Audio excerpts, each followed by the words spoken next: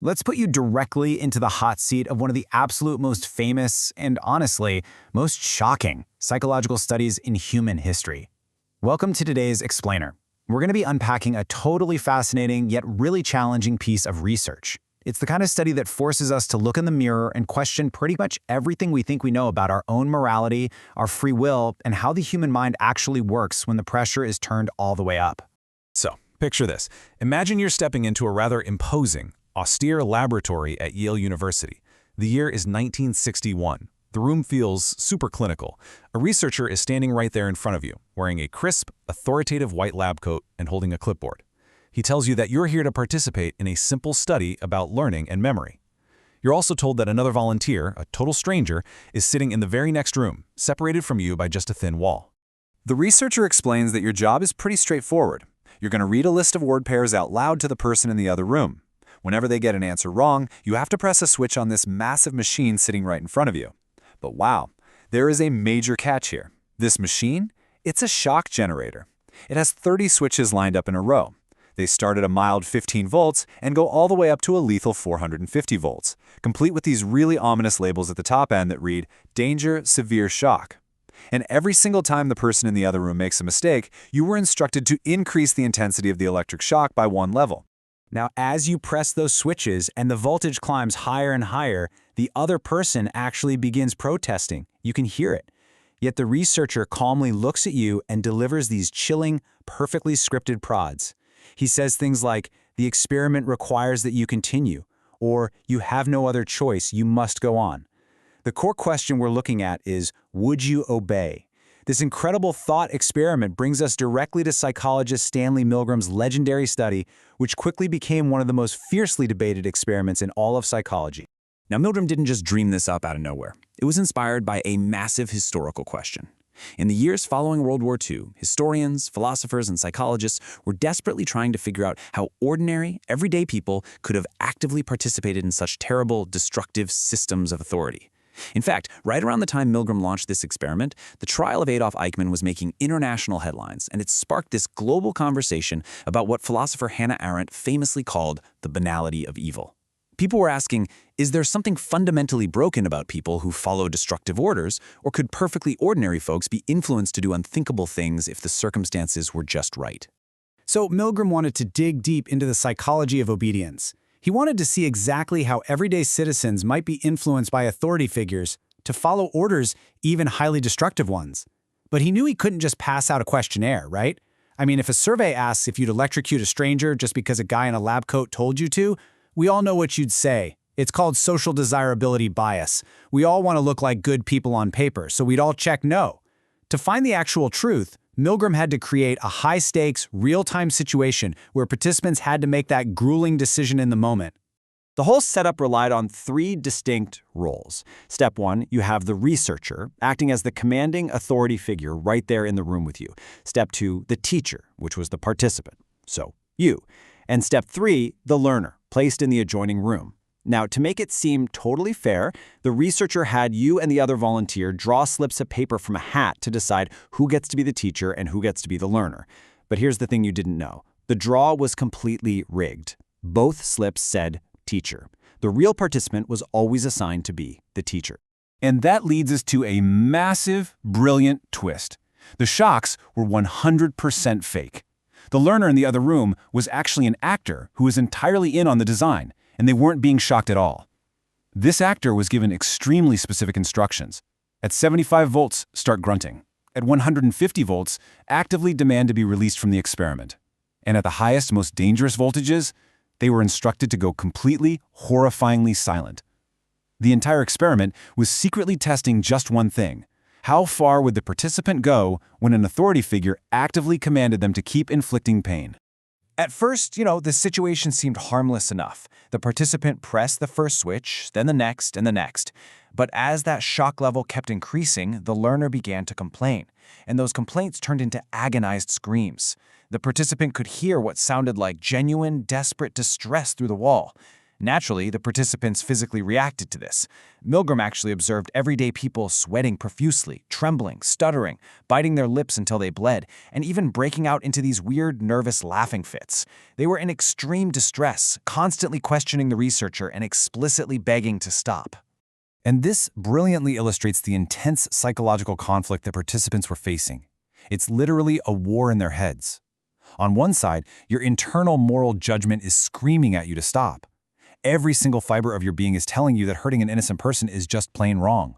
But on the other side, you have this external authority figure, a respected scientist in a clear position of power, calmly and firmly telling you to continue, using those unrelenting instructions. So which voice wins when your personal conscience goes toe-to-toe against perceived authority? Well, before the experiment even started, Milgram actually asked a group of psychiatrists to predict what would happen. They guessed that maybe 0.1%, basically just true sadists, would go all the way to the end of the board. But defying all expectations, in Milgram's original report, an astonishing 26 out of 40 participants continued to the absolute maximum level on the shock generator. That is 65%. 65% of ordinary people delivered a potentially lethal 450-volt shock long after the person in the other room had gone completely dead silent. Let that sink in for a second. Now, I want to be extremely clear about something. This absolutely does not mean that 65% of people are naturally cruel or harbor some secret evil desires. In psychology, there's this really important concept called the fundamental attribution error. It's basically our tendency to blame people's actions entirely on their inner character while completely ignoring the immense power of the situation they're trapped in. This experiment happened under highly specific, high-pressure circumstances. So we really shouldn't look at this single study and create some cynical universal rule that human nature is fundamentally bad. So why on earth did so many people keep pressing the button? Well, researchers proposed a few key psychological factors. First off, a highly legitimate authority figure was present. The instructor wasn't just some guy, he appeared to be a respected Yale scientist running a vital experiment. Second, and this is crucial, was the gradual escalation. Participants didn't start off by delivering a lethal shock, they moved up in tiny 15-volt increments. It creates this slippery slope. People constantly rationalize it thinking, just one more level, it's barely worse than the last one, until they're totally trapped in their own behavioral momentum. And third, the intense social pressure of having an expert literally standing right over your shoulder. This overwhelming tension often pushed participants into a psychological shift, what Milgram called the agentic state. This is basically a mindset where people start viewing themselves merely as instruments or agents for carrying out somebody else's wishes. They internalize this thought: I know this feels wrong, but the person in charge says it's necessary. It perfectly captures that shift in moral responsibility. The participant convinces themselves that they aren't the ones causing the harm. The scientist is. They're just following orders. The real lesson here, and what you should absolutely take away from this explainer, is that situations can influence our behavior enormously. People just don't make decisions in a vacuum. Think about how this applies way outside a laboratory setting. Think about toxic workplace cultures, massive corporate frauds like Enron or Theranos, or even just everyday peer pressure, where otherwise good people go along with unethical directives simply because the boss said so. If we go through life just believing that good people do good things and bad people do bad things, we completely miss how incredibly powerful environments and authorities really are. Of course, we cannot talk about the Milgram experiment without talking about the aftermath and the very real human cost. A lot of participants left that laboratory deeply traumatized, believing for a time that they had seriously injured or even killed another human being. Because of that severe psychological stress, this incredibly controversial experiment directly shaped the strict ethical standards governing how psychological research is conducted today. Modern institutional review boards exist exactly because of things like this, ensuring researchers prioritize informed consent, strictly minimize psychological harm, guarantee the right to withdraw at any time without a penalty, and rigorously protect the people volunteering. And this brings us to a deeply humbling truth, one that keeps people endlessly fascinated by Milgram's findings decades later. We honestly don't always know how we're going to behave until we are actually placed in the situation. It is so incredibly easy, sitting comfortably on our couches right now, to believe that we would immediately refuse to participate, to confidently claim that we'd be the bold hero who throws off the headphones and storms out of the room. But psychology teaches us that predicting our behavior from the comfort of our living rooms is a very different beast than actually breathing the air inside that high-pressure, intensely controlled room. As we review these core themes, take a moment to really digest this. The most disturbing takeaway from Milgram isn't that humans automatically obey. Rather, it's just how much these three external factors shape our actions. Context matters, authority matters, social pressure matters. These invisible forces operate in the background of our daily lives all the time, and they can completely override our normal, rational, moral decision-making processes in ways we might not even realize until it's far too late. Ultimately, this leaves us with a profound thought to carry forward. Sometimes the absolute hardest decision isn't knowing what is right. I mean, almost all the participants in Milgram's study knew that shocking an innocent person was deeply wrong. They felt it in their bones. The truly hard part is having the courage to look authority directly in the eye and say no. Standing up against the prevailing system requires an immense, active amount of personal courage to defy the overwhelming pressure of the situation. So I'm going to leave you with this final provocative question. What would you have done?